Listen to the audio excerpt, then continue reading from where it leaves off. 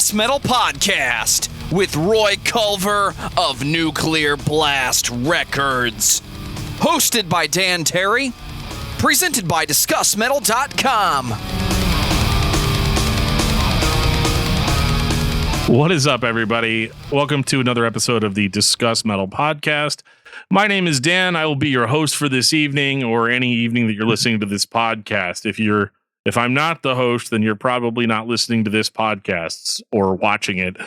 We are doing this one live, and I am excited to announce our guest tonight, who is Roy Culver. How are you doing tonight, man? I'm doing good. Thank you, Dan. It's interesting. You and I have actually been Facebook friends for, I want to say, almost 2 years. Whenever I first started interviewing people for the podcast, we'd become Facebook friends, and that's how we would communicate. And what I always thought was funny is that, like, as soon as you're friends with somebody in a band, suddenly all of their friends show up on your Facebook feed as recommended people that you should talk to.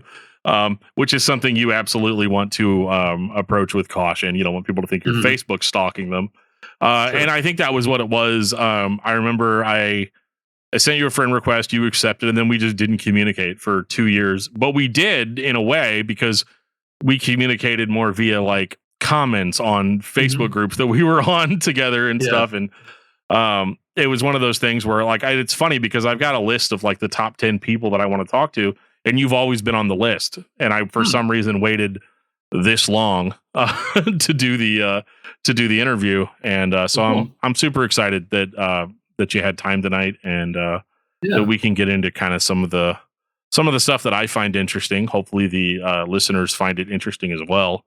But at the end of the day, it really only matters if I find it interesting. So, if you guys don't know Roy, I'm going to let him tell. I'm going to let him tell his story to an extent. This doesn't have to be an autobiography, but what I do want to start with is just what got you into music, in the sense of, it doesn't necessarily even have to be heavy music, but what got you into music as far as it being a kind of a central thing in your life, like more than just entertainment? Well, that's a good question. Well, I grew up in rural Kentucky, right in the central part of Kentucky, so kind of the South Midwest area. Music was such a big part of my family. Like, I remember, my youngest years sitting around the kitchen table listening to, mom and dad always had the radio on. It was always country music primarily. And then I got, discovered that there was other music out there. My first record I think I ever bought was Culture Club, actually. Okay. Cool. That was my first one. And it showed me that there was something else going on outside of the little farm that I grew up on. The next big artist I got into was Prince. Prince was like, he introduced me to the guitar, really, as far as like, just rock. And and he was, again, someone that introduced me to a whole different world. I mean, he talked about, religion. He talked about sex. He talked about all these things that were, interesting to me as like a 12-year-old or a 10-year-old or, whatever. And then, as it went on, I got into stuff like Depeche Mode and things like that. But, I was on the periphery of, I heard bands like Guns N' Roses and Poison and Motley Crue and all this. Again, this was like the mid-late 80s. And that was what I kind of knew about hard music then. And a friend gave me a copy of Master of Puppets by Metallica. And it was over after that. I bet. Yeah. I mean, I was like, whatever this is, I want this. This was like, it was my thing. And so, I was picking up every magazine I could find that was about, had Metallica in it, just trying to figure out who they were. And, learning about all these other bands, bands like Slayer and Megadeth and stuff like that. And Metallica was always a great band. And I think probably just in general bands back then, they in their interviews, they would call out other bands like, this is a band that influenced us. And I mean, through Metallica, I learned about, the Misfits and, Venom and Motorhead and so many other bands, and and then getting into Slayer and stuff like that. I mean, it was just kind of from there I just kind of went with it, and it was a music that spoke to me. And then a little bit in the early 90s, I was in school in college in Kentucky, and I had it was a psychology class. I had a guy sitting next to me who was into metal too. Like we chose the city. We probably both were wearing metal t-shirts, and that's how we found each other. And that entire semester, we just wrote notes back and forth to each other about, have you heard this band? Have you heard that band? Have you heard this band? And I mean, he turned me on to like Napalm Death and Infernal Majesty and Pestilence and all these other like incredible bands. And so that's how kind of I got into like really diving deep into metal. And then there was other bands on the periphery of that, bands like The Exploited and Suicidal Tendencies and stuff that, to me, it was all metal to me. I mean, even like the Cramps, like I was learning about the Cramps from somebody, and it was strange, it was so strange compared to what those bands, but they were so different from what I had heard that it was just all part of that subculture to me that I loved. And then, I also, some of the bands, that you've had on here or talked about as well, and some, other podcasts, bands like Living Sacrifice and Mortification and Tourniquet and stuff like that. I learned about those bands, Deliverance and stuff like that.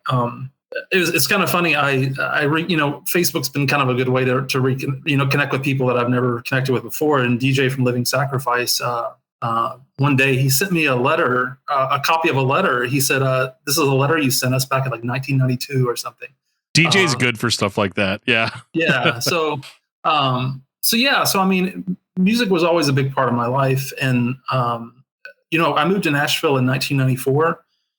At that point, I had kind of a different motive for my life. I thought I was probably going to be going into ministry. I thought that was kind of the direction I was headed.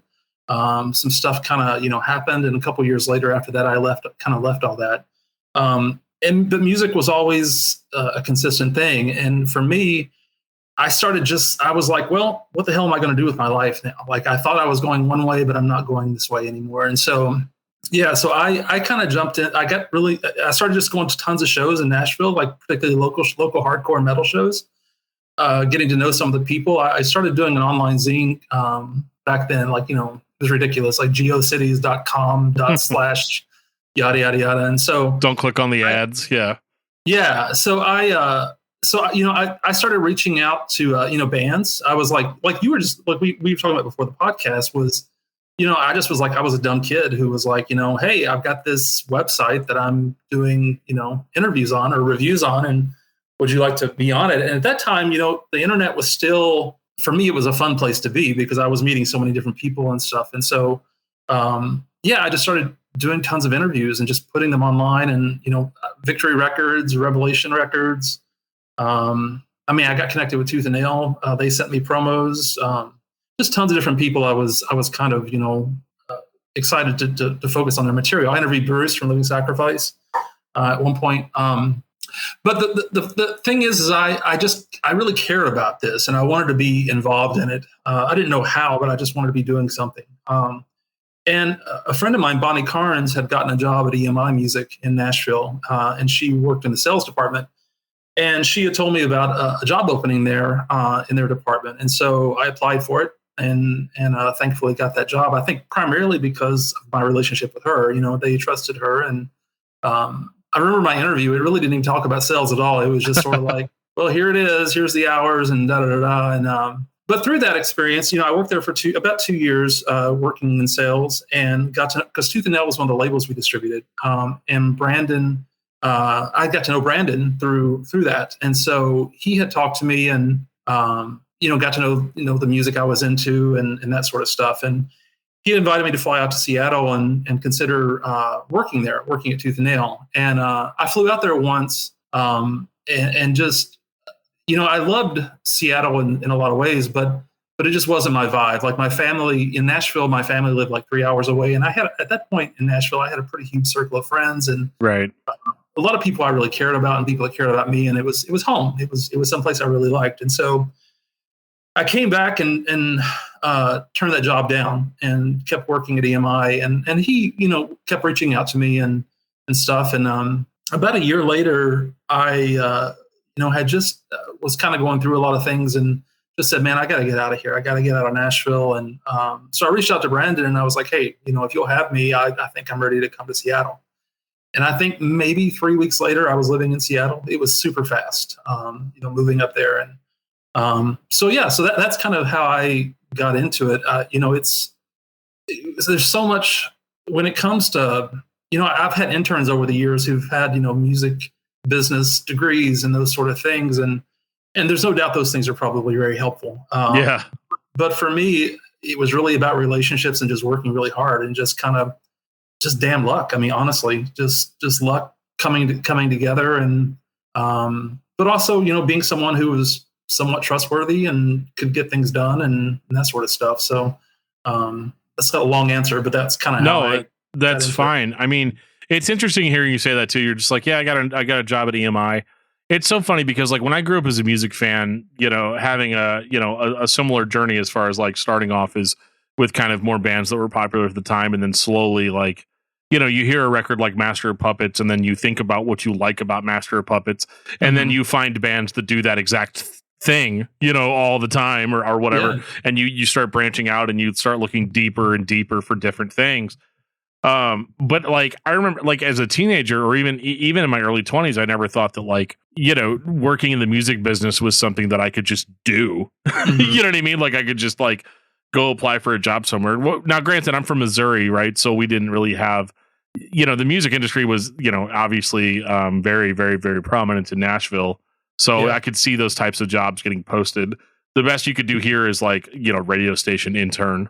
Which I did do, and it was miserable. But no pay, no money. Yeah. But yeah, I think that's really interesting too. How like you could make a connection like that, and you mentioned that you were going into ministry. I guess that is what was something that was appealing to you to get into, like kind of the Christian market at the time, or because it was still relatively kind of new as far as like heavier music went.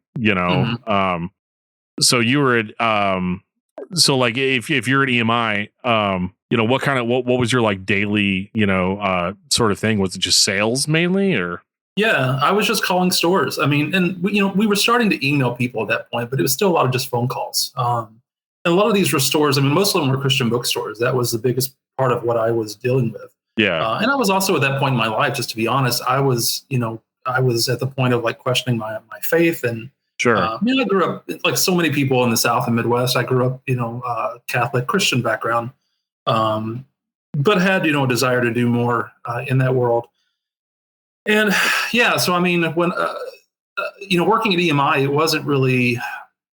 For me, it was a job. It was a foot in the door of the music industry. I didn't know where it was going to go. I didn't know if it would last 1 year, 2 years. Sure. I had no idea. At that point, when I was dealing with Christian bookstores, and I don't mean to be offensive in any way, shape, or form, but most of them were very fundamentalist and very conservative. And a lot of the people I worked with were similar to that. And I was transitioning away from that. I was wanting to be away from that. And so it was really difficult. And that was part of the reason why, when I moved, it seems odd maybe to think, well, you're leaving Nashville to get away from some of that and going to Tooth and Nail, a Christian label, but Tooth and Nail was a whole different thing. Sure. Yeah.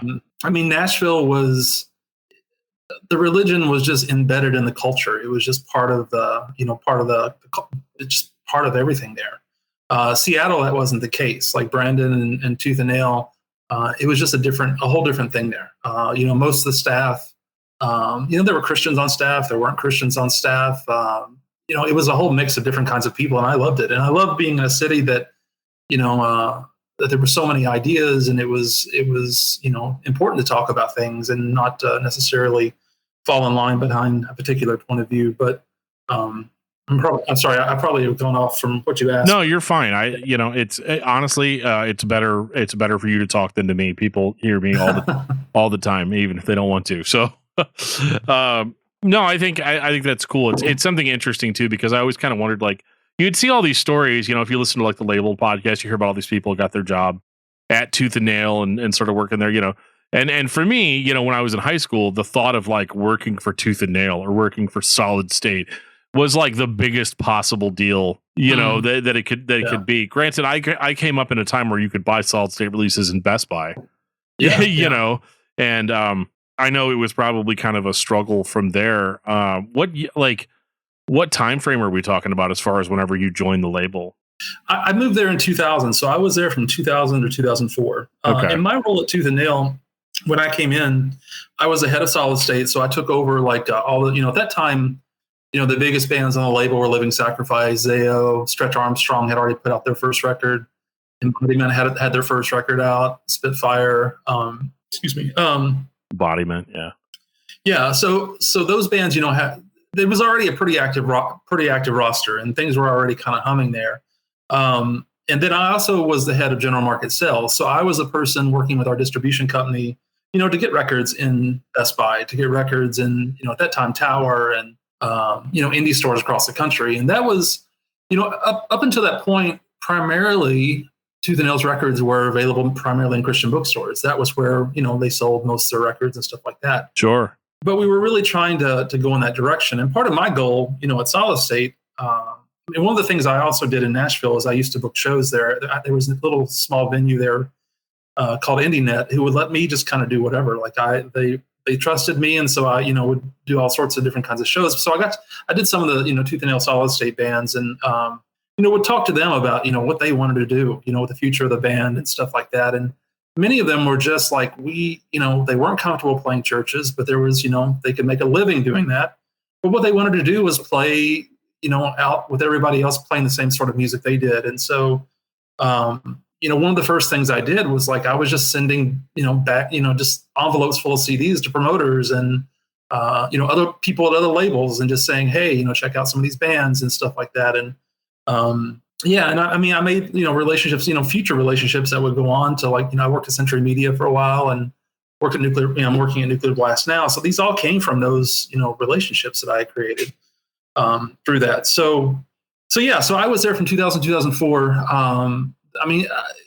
It was a busy time, but I learned so much there. I think frequently I'm like, man, if I could take what I know now and go back 20 years, all of us would say that about our lives, Yeah, for sure. Yeah. I would love to go back and like attack Solid State with that, with the roster and the excitement that it was back then with the knowledge I have now. But it was an exciting time. And bands were getting opportunities to tour with larger artists. And that was the first time, honestly, that I was seeing in that subculture that bands were making a living touring. It was become a full-time thing for people. So it was an exciting time, for the bands, and just being on, I felt like I was kind of on the ground floor. That the label was on the ground floor of really some exciting stuff happening. People discovering bands. I remember, promoters, would call me and be like, I had Living Sacrifice, or I had Zayo here, and I had like 800 people show up or 500 people show up, and who are these bands? Who's this band? Yeah. Yeah. So.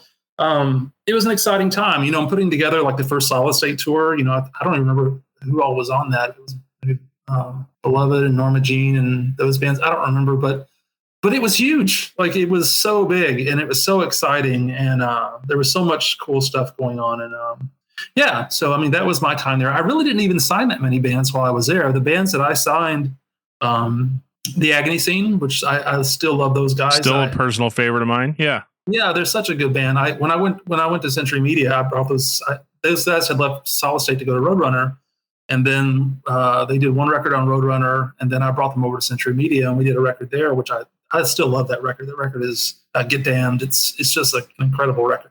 Yeah, it's a barn burner. Yeah, yeah, it's a great record. But yeah, so like the Agony Scene, Haste Today was another band that I brought in.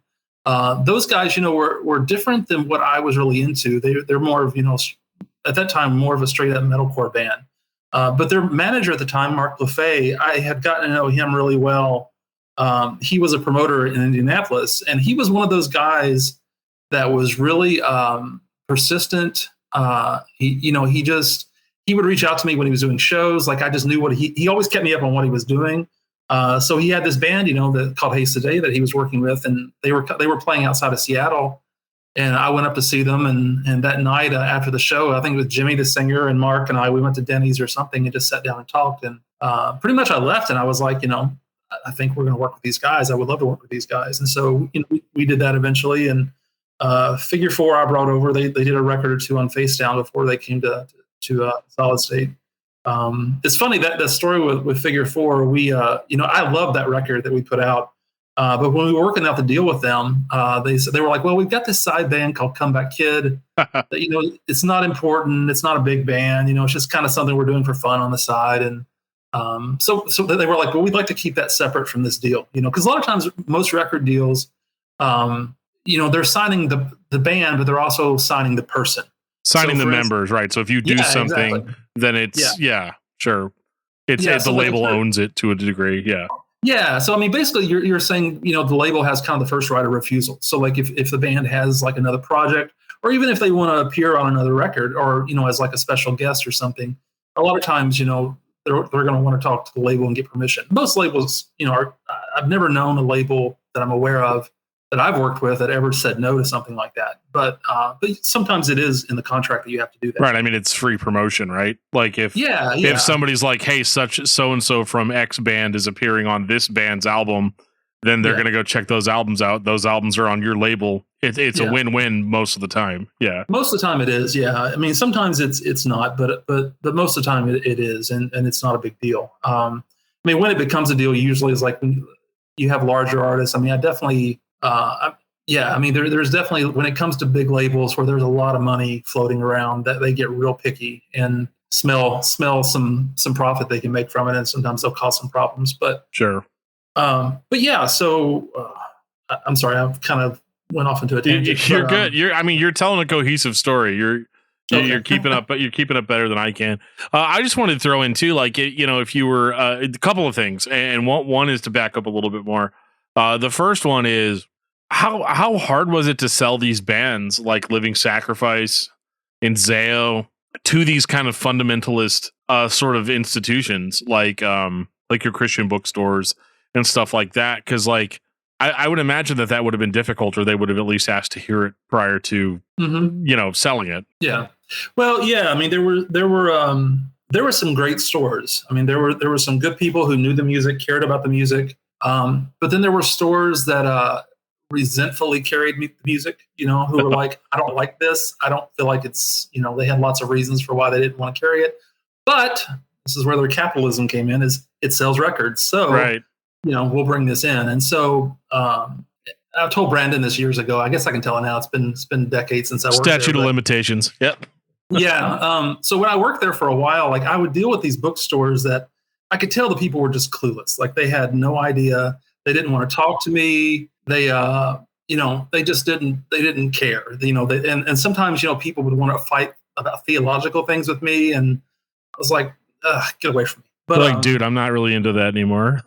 Yeah, well, and it's just like you're wanting some theological explanation for a 16-year-old's lyrics. That's what it came down to sometimes. Totally. Like, I'm glad you brought that up, because like that was something that I interviewed somebody a while, like last year, about. We were talking about how like people took the emotions of broken kids and made them into this like bulletproof sales pitch where it was like, yeah, but they're Christians. So like, this is all going to be theologically rooted. I listened to a lot of records that came out on Solid State and Face Down and other Christian labels.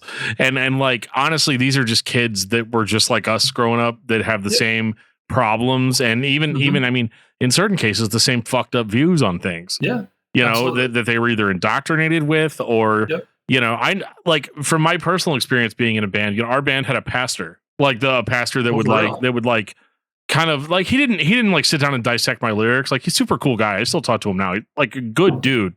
But just the idea of, just the idea of like having a pastor as your like spiritual guide or whatever gives off this sort of appearance of like, when we were kids, we would just say what we thought we had to say. Like when I was in a band, I wrote lyrics about God because I thought that was what would make people happy. Like some of them were legitimately about that, there's a difference between God and the religion aspect of it. Sure. So like some of the songs were sincere and from the heart, but there were definitely some songs that I wrote just to get some attaboys, from people that were, and I think a lot of the bands were that way. Yeah. And I almost think that in a certain sense, the industry was kind of set up that way. It was. I mean, that's the thing is, man, this is a can of worms that I can spend some time on. I know. I'm sorry. Oh, no. But I think it's good to hear this stuff. In the 80s and 90s, in particular, that's, the era that I was kind of part of evangelical Christianity. It was a lot of marketing that people were using these, using Jesus, using Christianity to market things. it was gross. I mean, I didn't realize it at the time until much later. It's like, this is just nothing but a sales pitch. This is what this stuff is. And so, yeah, so I think, and that's why, a lot of folks, I think, you get disillusioned with this. You enter into it with a level of sincerity and realize, that this is, and I'm not talking about all of Christianity. I'm talking about a very specific milieu of where we came from. This is, a lot of it is marketing. And, but yeah, so, I think there were definitely some bands that probably, geared towards that. But getting back to the Christian bookstores and stuff, there were some great people, but it was also challenging too. People didn't trust the music. Oh, the thing I was going to get to about that I had some couple of decades now between me and I could probably talk about. So, like I said, I would talk to these bookstores that were I knew sold tons of music, but they just were resistant to the music or whatever it was. So I would take their order for like other things. They wanted pop rock, whatever. Right, you had that. Yeah, you had. And then I would. What was it? Beck. The stuff coming out on Beck. Oh, BC, yeah. Yeah, the Christian. The Christian. Bookstores probably love that stuff. Yeah. Yeah, I mean that stuff was more straight ahead. Told them exactly what they wanted to hear. That sort of thing. But what I would do is I would send them these orders for stuff they wanted, but then I would slip in like Zayo. I'd slip in Living Sacrifice. I'd slip in, these other things. Because first of all, I knew they'd never know about it. They'd never have any idea. And secondly, I knew they'd sell it, if they put it out there. And so that's, Brandon laughed when I told him that because I was like, but it was just like, I knew that we could sell this music. Yeah. I knew that fans wanted this music. You just had to get past the gatekeepers to get it on the shelves. And so, and I'm not saying I did that to everybody, no way at all, shape or form, but there were times where I was like, I know I can help you if you'll just let me. Well, you did though. I mean, you sold it to me. I'd have been the kid that went up to that store. We had like 2 or 3 local Christian music stores. I'd show up and I'd look at something and, I would see Solid State on the the back of it. And it didn't matter what it is, whether I'd heard it or not.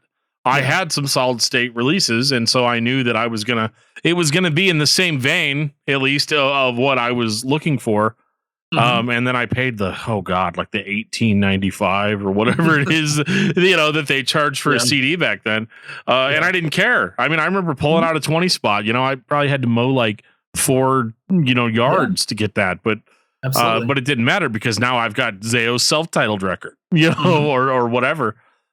So like, I think that like, if you hadn't done things like that, guys like me would have been like, well, I guess I'm going to have to check out secular music, like that sort of thing. But like, I think that's cool. I think that's awesome because the records did sell. And then I bet those same people that you snuck it in with would make like an order for like more Zayo stuff. Oh yeah. Because they knew that it would sell. That's all it came down to. I mean, these moral objections that a lot of folks have, profiting can change a lot of perspectives. For sure. I mean, it's not like one of the things I liked about Solid State the most back in the day was that they weren't really like that. Like you had, like most of the records that I loved from Solid State weren't even about Christianity. Zayo self-titled. Tell me where the Christian message is in that album, or Liberate, or any of those records, But then you also had like on the flip side of that with the whole like people that were just doing it for attaboys or saying it just so that they could get sold in a certain market or stuff. That did such a huge disservice though to bands that were sincere, like Living Sacrifice or like that actually really believed this stuff and were trying to come up with creative ways to present it. But at the same time, like people are like, oh, okay. Well, they said Jesus on this Living Sacrifice record, so I guess it's okay. It would do those bands such a disservice, I think. Yeah, and I used to, a lot of those stores would ask for lyrics, and I would have to send them, lyrics. And I mentioned this, going down the rabbit trail, but when I was at Tooth and Nail, one of my first like lessons I learned there was, I think it was the self-titled record. We'd already put out Liberate. I think I sold that record in at EMI, but I think it was a self-titled record.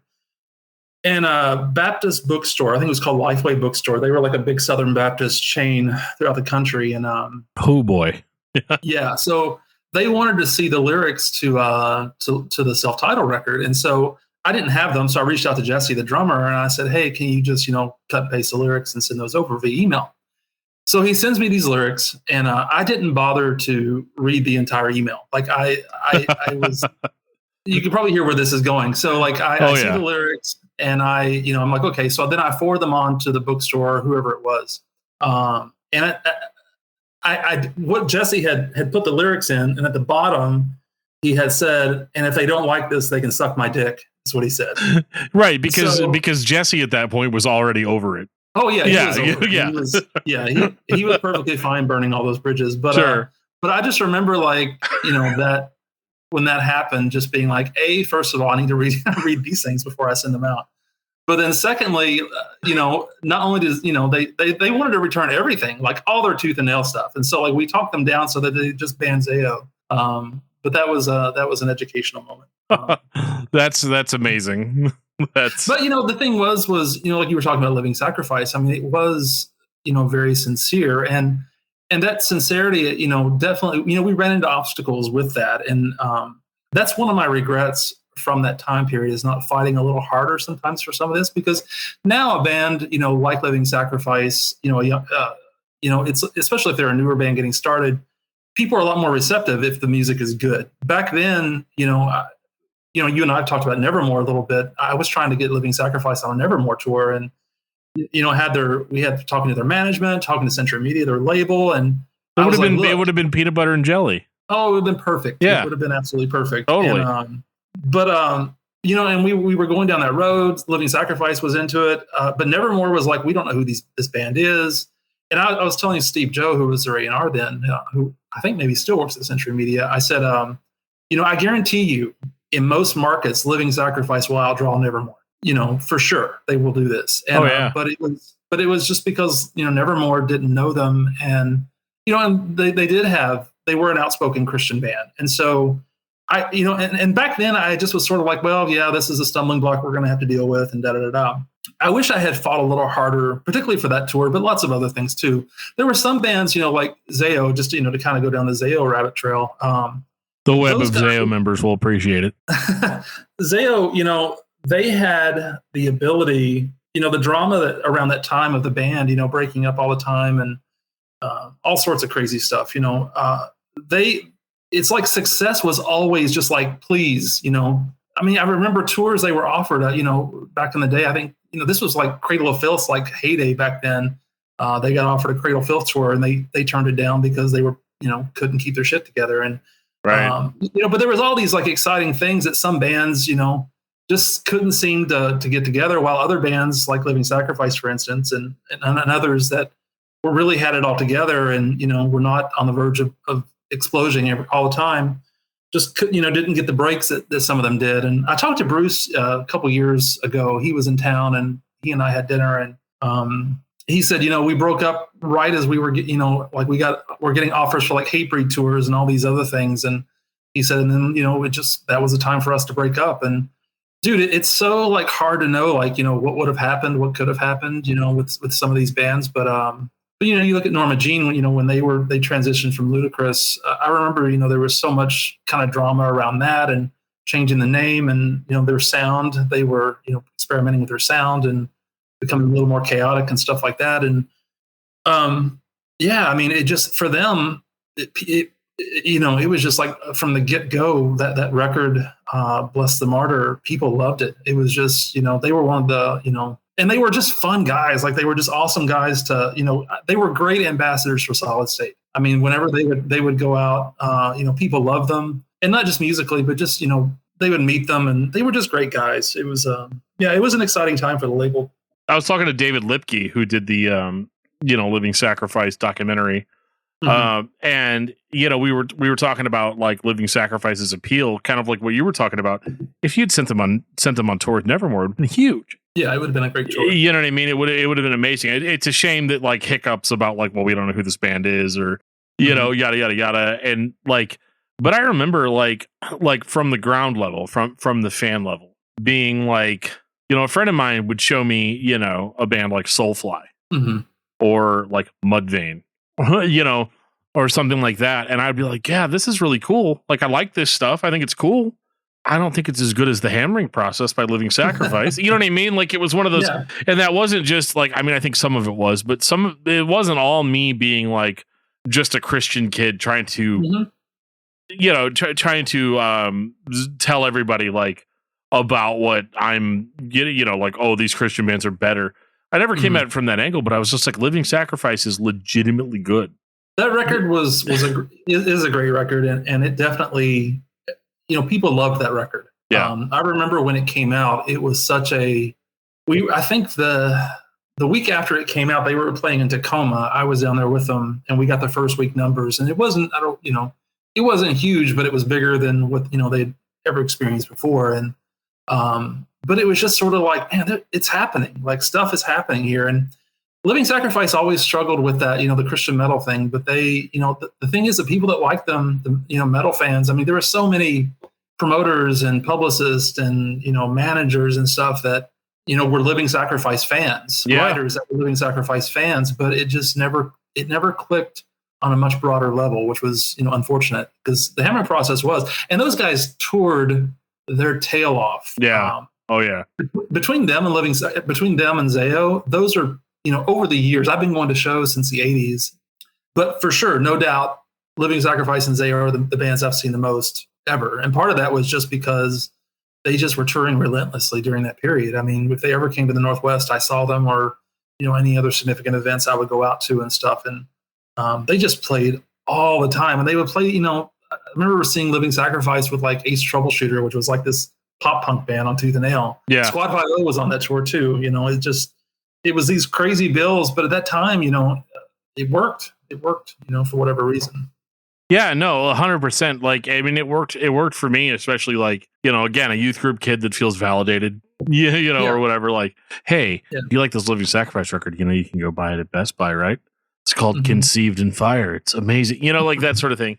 And like even with bands like Zao, I feel like the drama almost like helped. Oh yes, absolutely. A little bit, because I remember 100%. being on like forums, 100%. And being like, oh, what's going on with Zao right now? And like there was that whole like, is Jesse in the band now? Is he not in the band now? Like all that stuff. Like, I was always like the equivalent of a kid sitting on AOL Instant Messenger eating popcorn. Like what is going on with Zao this week? And all of that.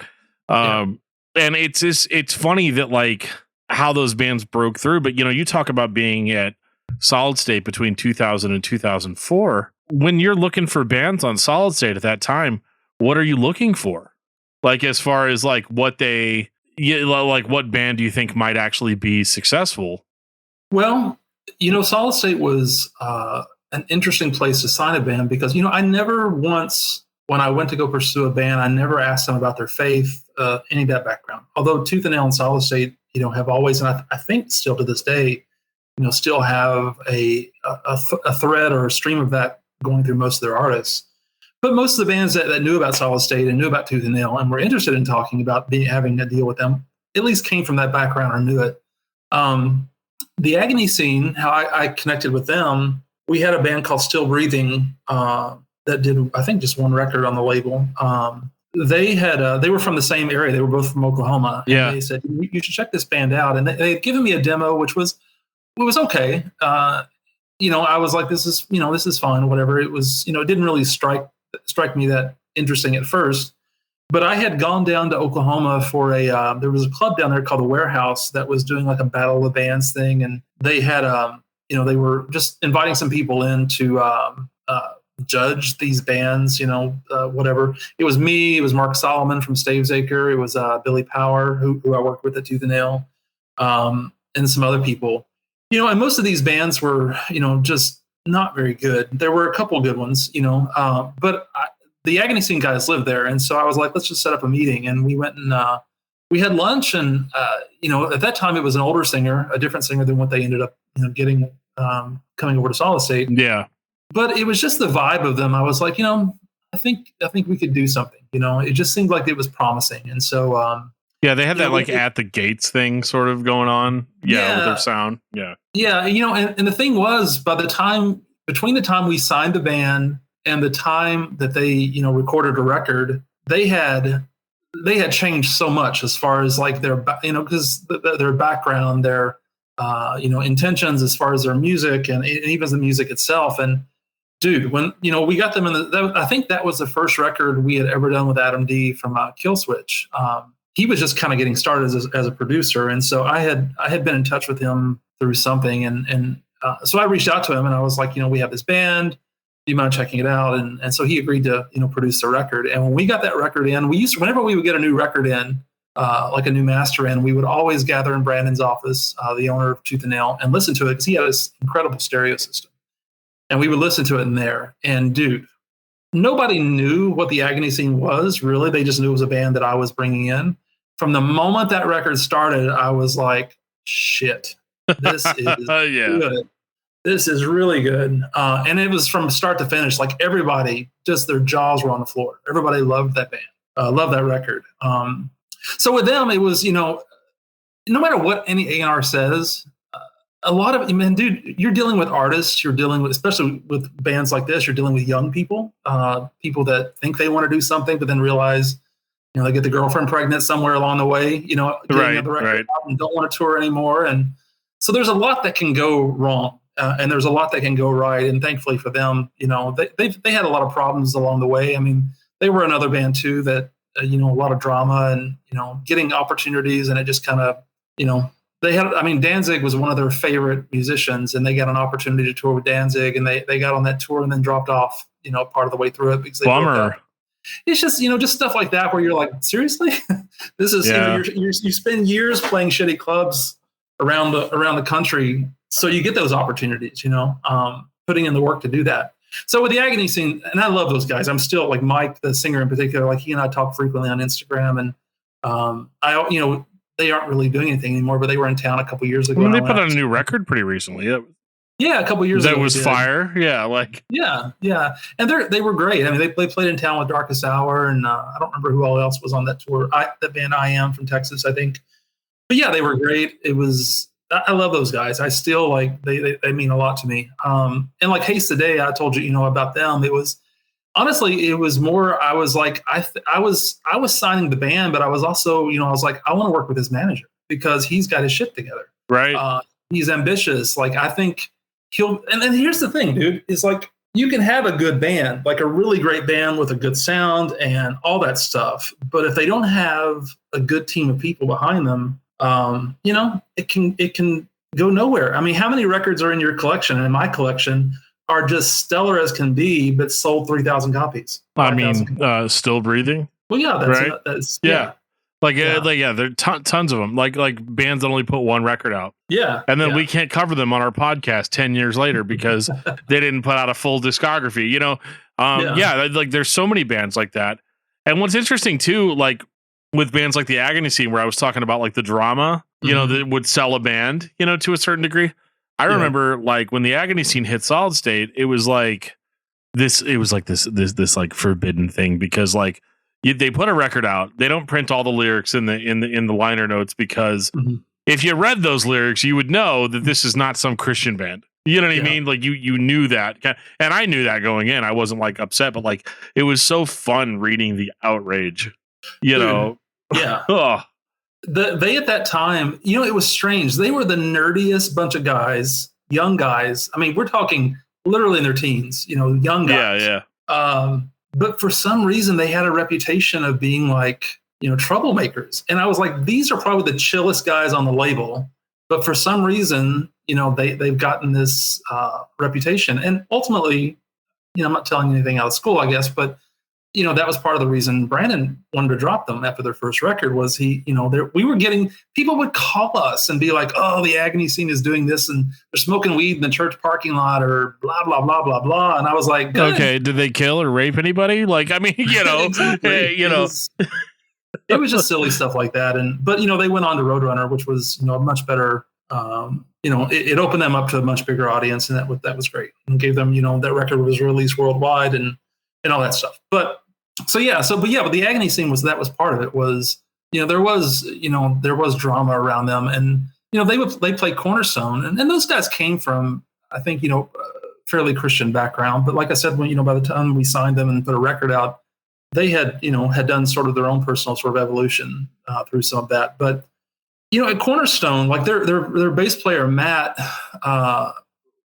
he wasn't an effeminate guy, but he was very touchy on stage. Like he would touch the singer or the guitar player, and yeah, I remember that. He's very like that was his love language. Exactly. Yeah, I mean, they were brothers. They were brothers. They were out there doing something they cared about. And he said, he was at the merch table and some guy came by and called him a faggot and said, this was at Cornerstone. Of course it was. Yeah. Yeah. So, I mean, those guys were just like, we're out of here. We don't want anything to do with this. And so now, and I was fine with that. I was, I really, my interest at Solid State was never to stock Christian bookstores. It was always to have good bands. But anyway, so that was, with the Agony Scene, it was, I mean, I just kind of got to know them and it just looked promising. And so we went that route. And then with Figure 4, I had gotten to know those guys. It was kind of almost like, it was like, it was bound to happen. I had, whenever they would come through town, I would go see them, and they were already doing big tours. Like they were, incredible. They were incredible hardcore band. Yeah. Yeah. I mean, the last time I saw them before we signed them, it might've been the day we signed them, was they were, opening for Hatebreed in Seattle, and they just had tons and tons of stuff already going on. So in some ways we were just kind of stepping in and saying, hey, we'll put out your next record. And I mean, I knew it was going to be good. I knew people were going to love it. And they were the kind of band that was going in the direction I hoped we could go. They weren't playing churches, or, if they did, it was occasionally here and there. Sure. But they were getting on bigger tours. They were playing with Sick of It All and, Madball, and they were doing it. They were doing what they had to do. And so, yeah. And then, bands like Stretch Armstrong, I felt like I should talk more about those guys. I mean, they were, another incredible band that they were mostly like weekend warriors for a long time. I mean, Chris and one of the other guys, I forget his name, were both school teachers. The other guys had jobs. And so, but during the weekend, on a Friday, they get in a van and drive to Missouri, or they drive to Nashville or wherever and play shows. And, that genre of music was starting to get really big. Warped Tour was just kind of coming around. Bands like Newfound Glory were getting, huge. And so, so all those sort of bands, like they got a break to get on a few tours like that. And it was sort of like, we've got to do this, or it's not going to ever happen. This is it, or it's just not going to happen. And so, those guys really worked their ass off. I think I'm trying to remember back, because another thing we were trying to do too was Tooth and Nail did really well in the US, and, but we were trying to get international partners. And that was how I got to know some of the folks at Century Media. Was I had, I'd been talking with them just about, like I said, about the Living Sacrifice tour and just other things. And they were familiar with some of the bands. And and I knew that they were primarily located in Germany. They had our US office, but their main office was in Germany. And so I had talked to them about licensing some of the records. So Robert, the owner of the company, came to Seattle one time. They were meeting with Nevermore, actually. Okay. Who was on Century Media. It always comes back to Nevermore. I love it. Dude, I've got so many Nevermore stories because, I could just fall down another rabbit hole about Nevermore. But anyway, so we got licensing for a lot of the Solid State titles at Century Media all through Europe. And so I don't know where I was going with this, but yeah, so it's I mean, all these bands were just trying to work hard to make it happen, to make a living and just go at it. It's interesting too, like thinking about how influential those bands are. It's funny you mentioned, like, with the Agony Scene record having Adam D. I remember I have a friend of mine named Buddy who him and I kind of like discovered heavy music together. Mm-hmm. And one of the biggest things was, like, I remember us buying that Agony Scene CD, loving it, not caring that it didn't say Jesus, anywhere in the album. Like, I feel like we were kind of over that at that point, but we were like, oh my God, this band sounds so good. And I remember my buddy, he drove this car. He drove a Monte Carlo. It was like a 1970s Monte Carlo. And it was like decked out with like the best sound system I think I've ever heard. Mm-hmm. Like, I've got like a ridiculous like audiophile sound setup at home now. Mm-hmm. But like at the time, that's hilarious. He literally just tuned into the broadcast as soon as I started mentioning his name. His ears must have been burning. But anyway, I remember we would drive around listening to the Agony Scene. We would listen to that record. And like we had this like youth group that we went to after church called Student Venture. And we would not after church, but after school, sorry. And he would show up and he'd pull into the parking lot and he would turn that Agony Scene CD up super loud, and like even at like max volume, it still sounded good. Like it didn't clip, it didn't like it was the Agony Scene at like 1 billion decibels. You know what I mean? It was just like, and we got so into it, we're like, yeah. And it's funny because like other kids would be like, oh, what is this? Or whatever. We're like, this song's called Lines of Suicide. You know, like we were like really blown away about it. And we enjoyed the fact that like, even though we were Christian kids, like we got to be edgelords, you know, listening to stuff like listening to stuff like the Agony Scene. And but I thought stuff like that was so cool, and like that was when things kind of changed, you know, as far as like suddenly all the stuff that I've been telling people about for years, Living Sacrifice, Zao, you know, Embodiment, Stretch Armstrong, Figure 4, like these bands that I thought were incredible. And it wasn't just because of my faith. Like I'd like to say that it was, but it wasn't. It was because the bands were legitimately good. They were good. Yeah. All of a sudden I had this validation where I was like, yeah, if you like this record, go to Best Buy and buy it. You can get it for like $11. You don't have to go up to like, you don't have to go up to like Lifeway Books, you know, or whatever and buy it. And like with Norma Jean, how big they got. Yeah. And Under Oath, you know, like all of that stuff. It was so amazing. And it was such like my introduction to like really, really heavy Christian music. And then it wasn't very long after that, like I started listening to like all the other stuff, like all the bands that maybe the Christian bands sounded like, I remember hearing. It's so funny. I remember the first time I heard Metallica, believe it or not, I was like, oh, this sounds like Deliverance, which is like the most backwards, like most ass backwards way of talking about something like that, or hearing bands like Soulfly and being like, oh, this sounds like Living Sacrifice, or and stuff like that. And so it's interesting, kind of what. So you were with Tooth and Nail Solid State for 4 years, yeah, which was like probably the most influential 4 years of my life as far as like bands that we loved. I mean, the same guy, Buddy. When that Haste the Day CD came out, we popped in the Monte Carlo and we listened to it at full volume and we loved it. And but I think it's super, super cool too, like the transition into Century Media, which was a label that I had started kind of becoming somewhat familiar with, where it was like, oh wow, listen to all these bands, and they're super cool. So like, in talking about like the music industry side of it, you go from a label like Solid State, which I think in a certain way might have been a little restrictive for you. Yeah, in that I feel like, and maybe I'm totally off base here, but like, did you ever feel like there was like certain bands that you like couldn't pitch to Tooth and Nail? Yeah, I mean, again, there was a band called Iron Dissonance from Canada that was kind of like this techie. Oh my god, band. So good! Yeah, they're awesome. Yeah, but they had, they were on Willowtip, this Pennsylvania-based extreme metal label who's still around. They put a record out on Willowtip, and I loved that record. And I knew there was no way it would fly on Solid State as far as the way it was then. I think probably things are a little different there now, but sure. But I remember I was talking to them. I was like, dude, I love this record. I would love to work with you guys. Would it be of interest? And they were like, are you sure that Solid State would want a band like us? Yeah. And I was like, you're probably right.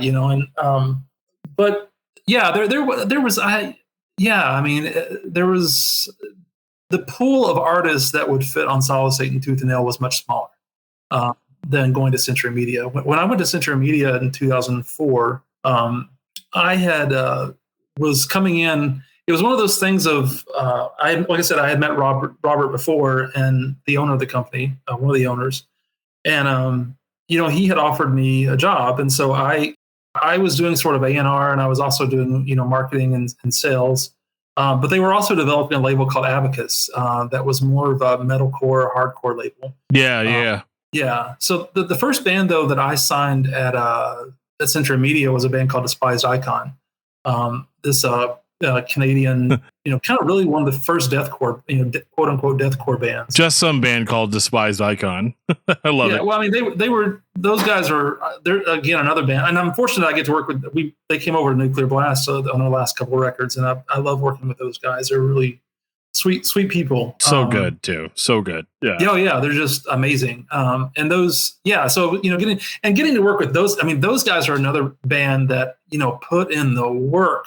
Man, I saw them playing so many times in LA. When we first got them started, they were doing tours with everybody, opening for Suffocation, for Deicide, for Morbid Angel. They were just playing with everybody. But at that time, the scene was just not that open to it. I mean, people would give them shit because they weren't just like a straight up death metal band. But they took it. They were just like, they just ate it, and they knew it was going to work, and it did work for them. By the second record, dude, death metal was so stale by that point, though. Like, yeah, that's the thing. Come on. Yeah, and I love death. Death and thrash were the two genres really that I kind of gravitated towards as a metal newling, if you will. But I loved, those genres. But at that time, Deicide was not putting out their best music, in the early 2000s. Definitely not. Yeah. Definitely not. So, to have like a fresh voice and a fresh band like Despised Icon on there, and granted, Deicide, I'm fairly certain they did several tours of Deicide, and Glenn he treated them really well. And, I think they always got along really well. There were other bands that didn't treat them so well. But they did it. They fought through it, and they succeeded, and they're known all over the world now. So Despised Icon was the first band that I brought in. And then I actually brought a few, Tooth and Nail bands in at that time. The Agony Scene was one of them. We did that record, Get Damned, which I love that album. The Juliana Theory we brought over to Abacus. That record, Deadbeat, Sweetheart Beat, I think. Which was a great, another great record from them. They had just come off of Epic at that point. Yeah. They had done one record with Epic, and so they were done there. So we brought them over. And then we brought Stavesacre over for Abacus. And the record that they did, How to Live with a Curse, and I liked Stavesacre prior to that. The record Absolutes, that Speakeasy, those were all classic records. Speakeasy is, easily in my top 10. Yeah. Yeah, so those were classic records. And How to Live with a Curse, I don't know if people are Stavesacre fans and you've not dug into that record, I would really encourage you to do it, because I don't think there's a bad song on it. And not only is there not a bad song on it, I think it's some of Mark's best lyric writing. Oh, yeah. It's just incredible. And they've reissued it, at least on vinyl now, if not on CD. It's definitely up on all the streaming platforms. But I helped them get their rights back to that. It kind of, over the years, Century Media had been sold to Sony, and all that old catalog. Nobody was going to really do anything with it, and so we were able to get their rights back for them for that record, and I'm glad to see that people are getting to experience that again. But otherwise, at the Abacus Nuclear Blast stuff, I was just, Century Media stuff. I was doing just a little bit of everything. It was the same thing I was kind of doing at Tooth and Nail and Solid State, of just trying to make people aware of these bands, we had some huge bands on Century Media. At that time, Ozfest was really getting started. It had already been started, but it was huge. And, bands like Shadows Fall, who were some of the other bands from that time? God Forbid. God Forbid. One of my favorites, and a band that did not last long enough. Dude, they have they were another one of those bands that just so many great records, and incredible live band too. Like, I've seen them multiple times, and they were just incredible live, but it just never connected, At least Doc's getting his own, doing his podcast and stuff. That's been pretty successful. He's here in LA. I haven't seen anybody in a while, because there's just shows are just starting to happen. Right. But yeah, he seems to be doing well, and I think they're possibly doing another record. I know that I've seen some activity on their socials. I don't know if they're still doing anything, but I need to reach out to Doc and get him to do this. Yeah, because I think that we could get some answers on that. Because is he the one who's also in that band Bad Wolves? Yeah. I thought so. Yeah, and I get it. Bad Wolves pays the bills, right? It makes sense. The podcast pays the bills. I love Doc.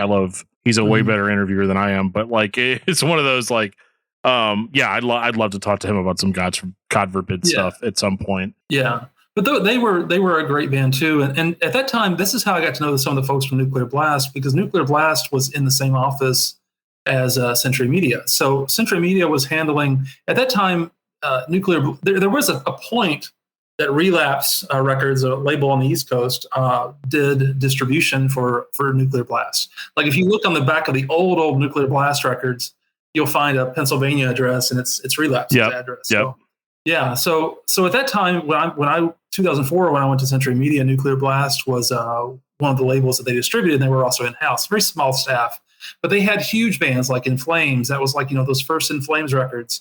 First Soilwork records, like all that melodic death metal was really just starting to hit here in the U.S. Oh yeah. So those bands started, doing really well. So I got to know all those guys, through that, and just So I did that for a little while. In 2006, I had decided I was just done with Los Angeles. I was like, I don't want to live here anymore. And I had a fairly huge social network in Seattle. I cultivated over those 4 years there, and so I was like, I'm out, I'm going to move to Seattle. And I thought that would be the end of my time there. And my manager was like, you can just keep working from Seattle doing what you're doing. And so, which I was really grateful. So about a year and a half, I did that. And then the Abacus portion of the label shut down. There just wasn't funding anymore for it. Yeah. Yeah. And they told me, they were like, you can come back to Los Angeles and work. This was 2007, so the working remote thing was still some people were doing it, but it wasn't that well known. People didn't have fast enough internet to work remote. Oh, that too. Yeah, absolutely. We could be on our phones 24/7, etc.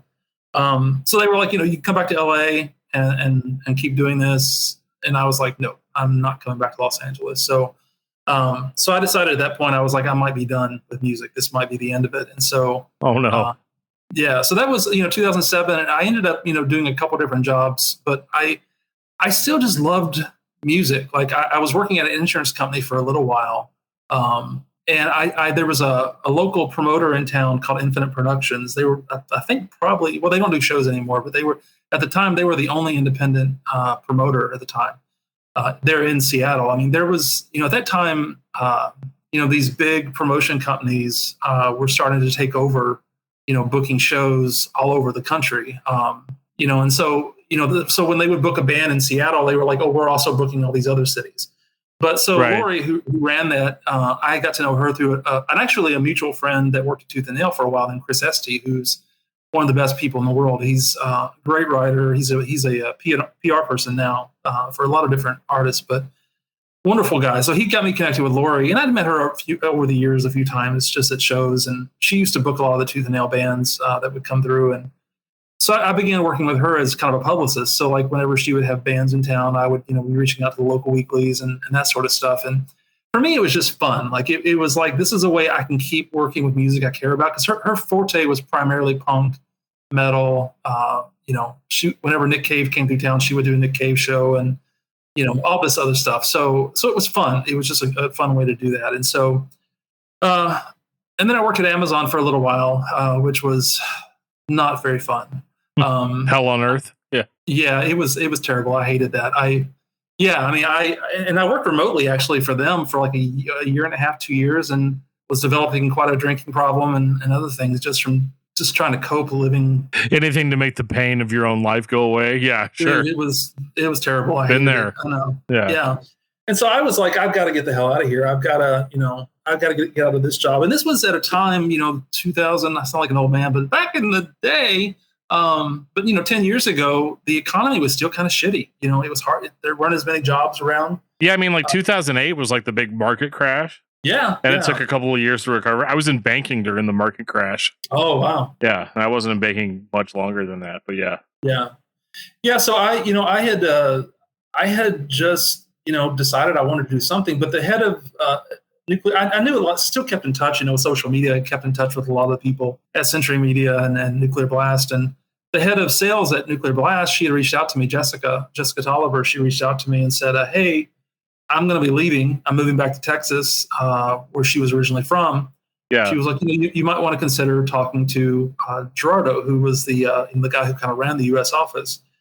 And so I got in touch with him, and basically we just talked on the phone once, and and I'd known Gerardo, we had been friends, but like I flew down, I met the guy, met everybody, and it just kind of went from there. I just decided, I was like, I swore I would never come back to Southern California. I never wanted to come back here. Like people would talk about like, oh, I'm moving to North Hollywood or I'm doing this. And I'm like, that place can fucking fall in the ocean. I did not care at all for it. But I was like, this is something I think I would like again. It's something that I can be passionate about. It's something I can care about and probably not, go pass out going to sleep every night, that sort of thing. And so, right. I don't have to numb the pain of my own existence. Yeah. Yeah. That whole, that sort of nonsense. And so, in December 2012, I drove down here and moved down and started, working here. And I've been the head of sales for North America for them for right at 9 years. It'll be 9 years in December. And, and just like with any small label or small company, I've picked up a lot of other things, from production to product management to all sorts of things, but I love, like, honestly, like I don't miss doing A&R work at all. There's been a few bands I've brought to Nuclear Blast. None of them have been signed, but, it's bands, that I still have that sort of ambition, but honestly, I don't miss having to deal with the drama, working with bands and stuff like that. I really love, like, I mean, it's a different thing. It takes a different personality. And I'm not an outgoing, like, let's get together and party and do this. I'm more of I'm going to bed at 8 o'clock. Right. And that's, that sort of stuff. Yeah. But I work with, all the retail stores around the country and some in Canada. Canada is kind of a hard market these days, but I love, like, the community I've kind of created within that of, just there's so many great stores, like Bull Moose Records in the Northeast and Newberry Comics up there, Zia down here, and actually in the town where you're at, there's a store called Music Record Shop. The guy there, he does a charity thing where they sell autographed vinyl and they donate the profit or proceeds from that to a local cancer charity there. I love working with him. He's a great guy. I'll have to check that out. Yeah. It's a smaller store. I mean, but so it's not like it's not like an Amoeba or something like that, like we have here in Hollywood, but it's, you'll have to let me know after we're done with this, like where that's located. I definitely would make the drive for sure. Yeah. He's a good guy. But there's so many great people that work in this industry on the business and particularly, on the shop side of it. And I've just developed over the years, some of these people have become, good friends and, we stay in touch with each other and, it's a different sort of thing, but it's something, for me, it's a community that I care about, a lot. And so, it's good. Yeah, for sure. And it's funny, like it's such a big deal for me just thinking about like just that, like somebody working for Nuclear Blast, because I like my history with that label comes all the way back from like buying my first few Mortification albums, you know, like when they were signed to Nuclear Blast, which I know was like a long time ago. It was like before you were even there. I thought it was so funny too, because I have a cassette tape of Mortification's Post Momentary Affliction album, and on the back of it, it's the American branch of Nuclear Blast. And I remember my dad like taking huge issue. He's like, "Why does on the back of it? Why does this say Nuclear Blast America?" You know, and like I was like, "Dad, I don't think there's anything to that. You need to like let it go." But you know, it's funny. No, it's definitely one of like to back up a little bit, like one of my favorite labels as far as like keeping kind of the whole metal thing kind of going. You know, especially like with the podcast that I do, you know, without labels like Nuclear Blast or Century Media or, you know, even Solid State, you know, we wouldn't have the following that we have, you know, all because of kind of the strength of what those labels were able to provide. Yeah. And a funny story, and I was gonna phrase this differently. I was gonna open up the interview with hey, you owe me 43 cents. And the reason I was gonna say that is because so I was on a podcast last year called Brutally Speaking, and we did kind of more of the mainstream interviews. Like I did an interview with John Cooper from Skillet, which was an interview that was thrust on me because I was quote unquote the Christian rock guy. And but I ended up doing an interview. They made up for it by letting me do an interview with Chuck Billy from Testament. And we talked. It was like right after he had just gotten over, you know, had just recovered from COVID. And so I did that interview or whatever, and Nuclear Blast was kind enough to be like, "Hey, we really liked your interview. We're going to send you a CD of the new Testament album." And it was cool. They sent me the whole, like they sent me what I call like the holy shit edition which had was like a digipack and had all the stuff or whatever, and I thought that was super cool. But it's so funny because I remember the publicist reaching out to me and being like, "Hey, what's your address?"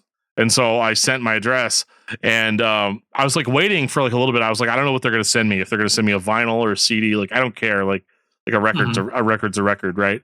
And so I was like super excited about it. And then like I got a note from my post office carrier that said, "Hey, we have a package for you, but Nuclear Blast didn't pay all of the shipping on it." So you're gonna have to come down here and pick it up yourself. Oh, no. And so I drove to the post office that was like a couple of miles away, and I was like, "Hey, I think you have a package." And they're like, "Yeah, you're gonna have to pay us 43 cents." I was like, "Sorry about that." I was like, "Man, And that was the day that I decided that Roy Culver is responsible 100% for that happening. So where's my 43 cents? But no, it's fun though. Like I've enjoyed so many bands from the roster, and like it's really inspirational too, seeing just like if this could be phrased in the most basic way possible. How does a guy and you've answered this already, but like how does a guy come from working in the Christian metal market to working for one of the biggest labels, in metal at least, in the world? And I think that that's super cool that you kind of got to like have that childhood fantasy of like, oh, I like all these heavy bands, I like all these metal bands or whatever. And now I'm working, now I'm working with some of the best bands that are representing that style now. Like, is there a certain sense of accomplishment or whatever? And keep in mind your bosses are probably watching. So, is there a certain level of accomplishment? Weird question. I'm sorry. Oh, no. It's not a weird question. I want to answer it honestly. I was visiting some friends in Kentucky just a couple of weeks ago, and they were kids that I grew up with that listened. We were trading tapes with each other. Whenever we were into stuff, we copying it and passing it along and stuff. And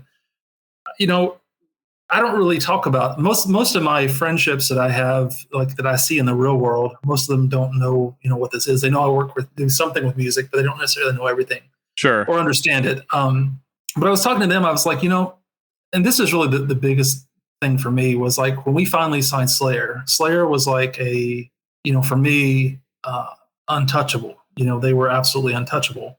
And they had a few years that were not thrilling, but they've also put out, even later in their career, they put out some great records. Like, yeah, they survived. Yeah.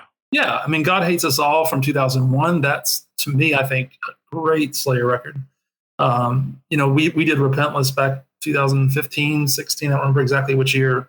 And that's a great record too. But World Painted Blood. Yeah. World Painted Blood. I think that was 2009 or 10. But I was at the office one day and, just at my desk, at my computer answering email like I would always do. And I just felt somebody tap me on the shoulder, and I turn around and Tom Araya is standing by, the vocalist of Slayer. And, Kerry King would come by the office from time to time. I mean, I think he's based in Las Vegas. So, and Tom lives in Texas, but, and it was just after a while, these people kind of become clients, and, and it's always tough to meet your idols. There's, it's, especially when you have to work with people and deal with personalities and stuff, it can be challenging. Sure. But it is, it's pretty remarkable to be able to work with bands I care about, especially when they turn out to be good guys. We were talking about Testament before this, and Chuck and all those guys are just super sweet guys, and, getting to work. And again, some people that I've worked with over years, Comeback Kid now, they're about to put out their second record on it's getting announced tomorrow, by the way. Their second record's coming out, soon, and on Nuclear Blast. And yeah, and getting to talk with these bands, sitting in meetings with, some fairly large bands. And when I first left Tooth and Nail and Solid State back in 2004, it was kind of like a divorce in some ways. Like I didn't want to follow the label, didn't care what they were doing, didn't really keep up with what was going on. You'd moved on to the next chapter of your life. I get that. Yeah. And there was still a stigma. There was still a stigma around the, Tooth and Nail at that point, especially in the metal community. So I didn't really talk about, working at Tooth and Nail and Solid State too much. And I kind of kept it quiet. And then as I've left also Christianity and kind of put that behind me. That's another thing. Like I just didn't want that to become a talking point, really. Although I am on a podcast talking about it. It's years later. It's fine. Yeah. Well, but the thing is like I began to notice when I was at Nuclear Blast, sitting with bands, and we would just be talking about, you used to work at Tooth and Nail, and so then I would talk to these bands that were kids who went to Cornerstone, who are now signed to Nuclear Blast, playing metal and doing whatever, and I began to realize, I'm like, I didn't realize it, but I was like, man, we were part of a movement that was really happening, that was, people were connecting with. And when you're in the middle of it, you don't see it. You just see all the hard work, and you see all the stuff going on. And just like, going back to Slayer, if I can go back to that, I'm sorry, I'm bouncing all over the place, but when we put out Repentless, there was so much, years went into getting that record ready. To get it ready to come out. And I was, like I said, I'm the head of sales at Nuclear Blast. So I was doing everything I could to make sure this record was set up correctly. We were busting our ass to get this thing done. And I remember the night before that record came out, I was in my apartment, and I was just sitting on the couch watching TV. And it occurred to me, I was like, we're putting out a fucking Slayer record. It was like all this work had gone into this, and I hadn't at that point really it hadn't sunk in that I was part of putting out a Slayer record. And I texted my boss, and I was like, dude, we're putting out a Slayer record. And he was like, yeah, we are. But for me, it was all this work building up to it. And it was just exciting. It was exciting as a fan, but also that was my first record I've ever worked that, I think we got in the top 10, Billboard top 10. Most of the bands on Nuclear Blast, are just they're not going to sell that sort of level. But I remember how exciting that was, to have something, chart that high. We put out a Rob Zombie record earlier this year that did really well too. And was cool. Yeah. But I remember being like, it just wasn't quite as exciting as a Slayer record. Part of it is because we'd already done it. We'd already gotten a record that large, but also I didn't have the connection to Zombie. I like some of the White Zombie stuff. They've got some cool records, but Slayer was they were idols. I got to, when they did their final shows here in LA at the Forum, getting to see them. It was great to be there and to experience that. So yeah, it's interesting and exciting to see how Tooth and Nail and Solid State bled over into so much. Friends at Relapse that grew up listening to some of the music, friends at Century Media that knew these bands, and some of the artists we work with that grew up listening to it. And it's exciting when people say stuff like, "Oh, I love this record," that I helped kind of bring into the world and stuff. It's fun. Yeah, I think not to be cheesy, but I think you have a lot to be proud of. Well, thank you. You do. It's one of those things where me as a fan, even I was nervous whenever I sent that original message to you. I was like, hey, let's do a podcast or whatever. But I'm sitting on all these records that you were involved in, mm-hmm. In some way, shape, or form. So it's one of those it's not necessarily a tastemaker thing, but it is one of those things where there are great things that exist in the world that mm-hmm. you had a part of, and there's not a lot of people out there that can say that. They can make that same claim of hey, I helped in the creation of something that people got something out of, mm-hmm.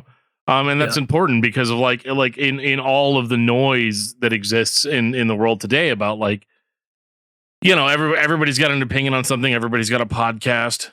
Everybody's got something that they have that they think makes them unique or whatever, but they don't create anything. Mm-hmm. Yeah. And they don't add anything to the narrative. Whereas you, even if most of your work was behind the scenes, you still helped kind of garner in I wouldn't look at music the same way as I look at it now if you hadn't signed the Agony Scene. Hmm. You know what I mean?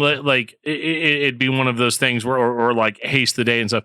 Haste the Day was the first band where I was like, hey, dude, it's okay for there to be some singing vocals on an album. Yeah. Because, back in the day, you hear Embodiment's Embrace the Eternal and you're like, yeah, fuck it. I had no clean vocals ever, let's just go for the throat, and then they proceeded to release 5 albums that had only clean vocals on it. But anyway, this is not a bash Embodiment. I love Embodiment. No. I even like the cheesy Embodiment albums. I love them. But it is really cool to get to talk to somebody that actually, helped kind of develop, my taste in music, and that it extended both ways, because like much the same way that you kind of left the Christian market, like, I did too, eventually, like, I'm out on my own. I don't have like a parent sitting over me being like, hey, let me read the lyrics to this album before you you listen to it or whatever. And it's really cool, and it's cool to see that like that to be able to bridge the gap from like, hey, I was overdoing this like certain thing that was only viable in a certain market, to being able to be part of records that were like records from some of the biggest bands of the world. I mean, I think I think that that's super admirable, and I think that you've been almost too humble about it, like to the point where like, I think that, if you're ever feeling down, or you're ever feeling like, oh, what have I done with things, or like that you have these kind of accomplishments to kind of look back on. And I think that that's really cool. I wish I had a better way to articulate it, but like, you've got that. Well, I appreciate you saying that, and that's very kind of you. And what I think about this, I feel like I'm an evangelist for art. I mean, that's really what I feel like I am. And I love that. I love, even if I'm not working for the band or with the band, when I find a good record, I want to tell people about it, and, or a good movie, or any piece of creation that I find that I want to talk about it. And that excites me. Like one of the things in some ways, like, a band like Slayer and Rob Zombie, I feel less of it, although Slayer, was kind of a special thing because of where I came from, but I feel less of an accomplishment with them than I do like when I'm working with a baby band and watching them develop and grow over 2 or 3 records. To me, that's really fucking exciting. Oh yeah. I got to see that at Solid State, got to see it with Despised Icon. At Nuclear Blast, I've got to work with bands like, Thy Art Is Murder and Sabaton and others that, when I first started were not really anything here in the US. And I'm not saying that I was what caused these bands to take off, but I'm just part of a team that cared about this stuff. We wanted to see these bands do well, and they were bands that were working hard and wanted to work hard. And man, it really means a lot to hear that. I appreciate that. I mean, for a long time, especially about the Tooth and Nail Solid State stuff, I really struggled with that period, because it was a time in my life where I was, dealing with the Christian stuff, and was in the thick of all this stuff because, when I was at Tooth and Nail and Solid State, I know we've gone on for like an hour and a half. I can keep talking, but if you need to shut me up, that's you're fine.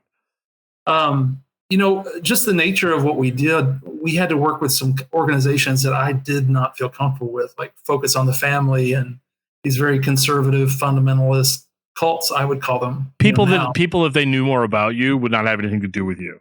Exactly. Yeah, exactly. That's hard. That's outrageously hard. Yeah. Yeah. And so it was always like, I love these guys, because to me, again, being there was all these relationships I was developing, and these people were becoming friends. I mean, it was business, but it was also, we hang out, we would do things together. And so it was not always easy. And I when I left there, it was complicated, like as far as my feelings about it. But, in retrospect, I learned, so much there. And I'm so grateful for, Brandon giving me the opportunity, because really he just knew me. I was just this metalhead kid in Nashville who, he came in and would look through my CD collection just to see what I was listening to and stuff, at the time. Right. Yeah. Makes sense though. You were the guy. You know what I mean? Like him, I don't know what Brandon listens to, but it is one of those things where like, you're the guy, you're the guy that's going to be able to say like, hey, metalheads would be into this. Yeah. Yeah. Yeah.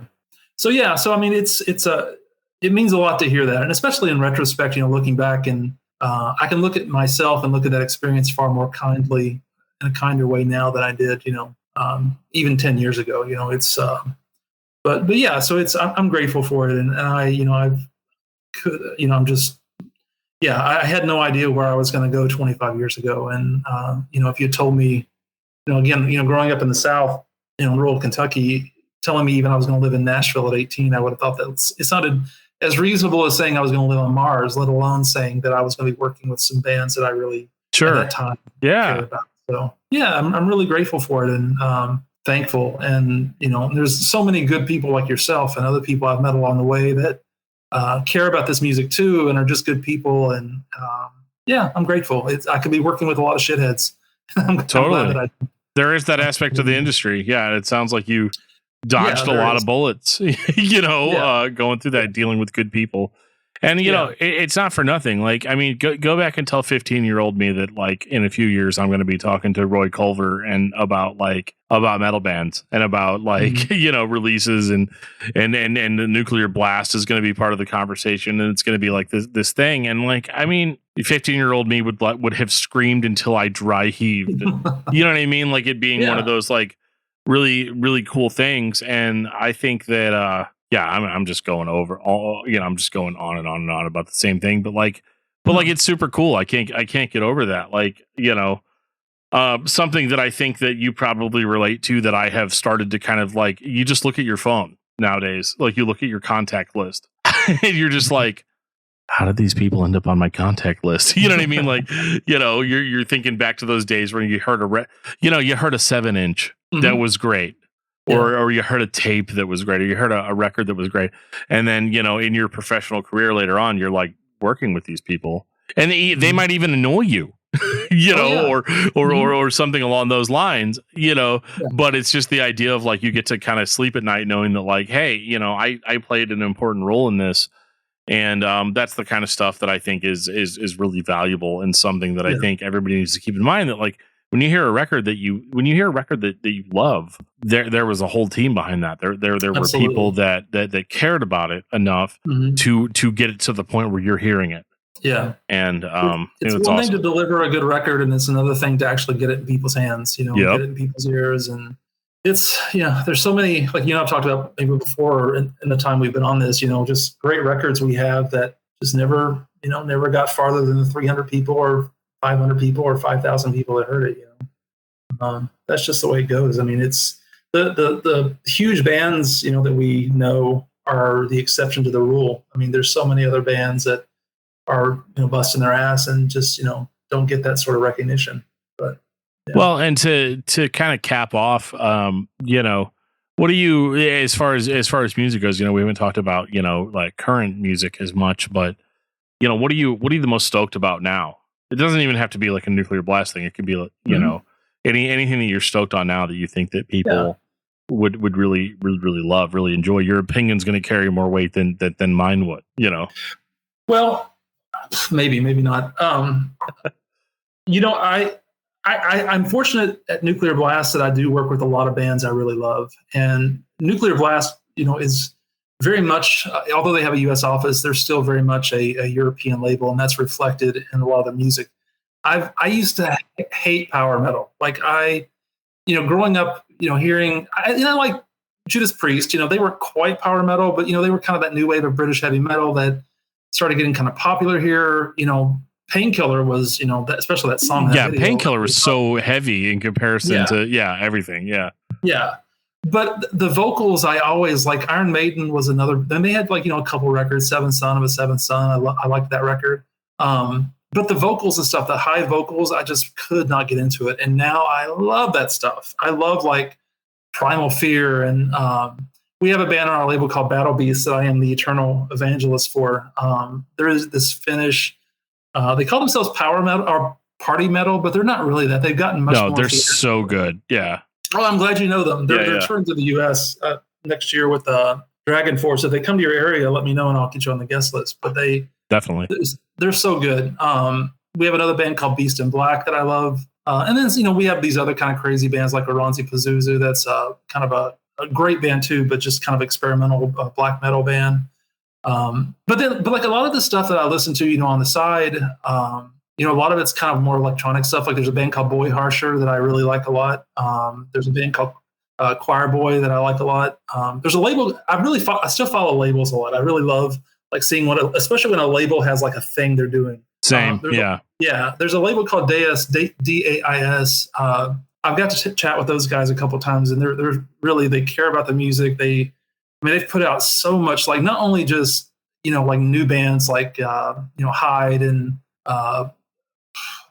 Podplots and other bands, but they also, like, put out, like, Genesis Peorage. I mean, they passed away just last year, I think, but they did some, put out some work with them. And I love what they're doing. There's other, bands like, Ammo and the Sniffers, this band from Australia. They're kind of like this punk band. I love them.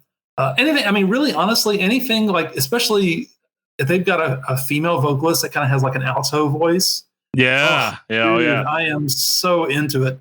But yeah, there's so much, great stuff. There's heavy stuff. There's a band from Cleveland called Midnight. They're on Metal Blade. They're a great band. They're kind of it's like Venom and Motorhead and a punk band. I mean, I want to call it a throwback, but like when I hear them, I'm like, this is fresh though. Like it's weird how fresh it is. There's so much like crappy throwback stuff. I mean, out there. There's no doubt about that. But those bands that stand up, and stand out. I think Midnight is one of those bands, that do it really well, and they tour a lot. They work really hard. They're just a great band. I was at Psycho Las Vegas this summer. Unfortunately, I didn't get to see them. The whole virus thing was still, and still is a problem. But I was trying to be really selective about the bands I went to see, and they were playing in a room that I just didn't feel comfortable in, so I didn't go. But anyway, but they're a great band. I mean, all their records are awesome. I mean, it's just, there's all sorts of stuff. That's one of the great things about streaming is I've kind of, I love falling down the rabbit hole and finding, new stuff that's completely out of my, zone of what I would normally interact with. Yeah, and those algorithms are getting better and better. They are. Because even I, used to think of myself as like a unique metal fan. But then like when I would listen to a band on streaming and then it would recommend me another band, I would like that band. And then I would like the band that they recommended, on top of that and stuff. Like they've done amazing. Yeah. I mean, especially with like Deus Records, the electronic stuff. I mean, on streaming in particular, electronic music, hip hop, those are really the key genres, and country music has become. I work on the digital side of things too for North America. And so you get to see like the charts and what's popping off at some of these places. And, especially when it comes to electronic music, I have found, by electronic music, I mean, the more, not just like EDM stuff, but like bands that are on Deus and stuff like that. But almost like it just feeds me stuff all the time that I just love, absolutely love. And some of the bands, it's just like, oh, this is a good song. But then there's other bands like Choir Boy and Hyde and Drab Majesty and so many others, Body of Light, that I just love diving into and still, it's fun. I get so excited still about discovering new music, and I hope that I never lose that, because music has been, it's been a way for me to, like I mentioned in the beginning, a way to connect with the world and see other people's points of view, and it just connects with me on a level that I can't. And I'm sure everybody listening to this probably feels the same way. For sure. And, in kind of wrapping up too, I recommend you guys obviously check out every single band that was mentioned here, because you're going to have a lot to go with, because this podcast is going to be over in like an hour, in 50 minutes, and you're not going to, have, anything else. So you need to check these bands out, and enjoy and let us know, obviously, I feel like I have to say this for YouTube. Let us know in the comments, like how you feel about some of these bands, good, bad, or indifferent. I like hearing other opinions. There wouldn't be a podcast if not for that. So, and I would have hated some of these bands 10 years ago, honestly. Agreed. It's just, it's growing up. It's opening my mind a little bit. And I mean, there's some of this stuff I would have been like, this shit is wimpy. This is so garbage. It's not brutal enough. Yeah. Dude, exactly, been there. Yeah. 100%. If it wasn't heavy, a few years ago, it was like, oh, it's not for me. Roy, thank you so much, man. This was great. Yeah. 100%. And, I think with the nature of discography discussion, it wouldn't be crazy to assume that we might pick a band that you want to talk about with us at some point. So we will definitely make that happen. That'd be great. But in wrapping up, man, thank you so much for the time out of your evening. Time is valuable, whether we're all still staying at home or not. I think that time is super valuable, and these stories are valuable, and I think there's a lot of context here that I think makes the story make sense in a way. So I really appreciate it, and like I said, I'll link to a lot of the band's releases that we talked about tonight, and just so you guys can kind of hear them and get kind of an idea. But yeah, so you guys will probably see Roy again on the podcast at some point. I'm volunteering. I mean, he doesn't have a choice. So this has been fun. I've had a good time. Yeah, me too, definitely. So we will catch you guys next time. And I appreciate everybody that watched this live and anybody that's listening to the audio podcast. We really appreciate you, and we will see you next time. This has been Discuss Metal with Roy Culver of Nuclear Blast Records. Presented by DiscussMetal.com.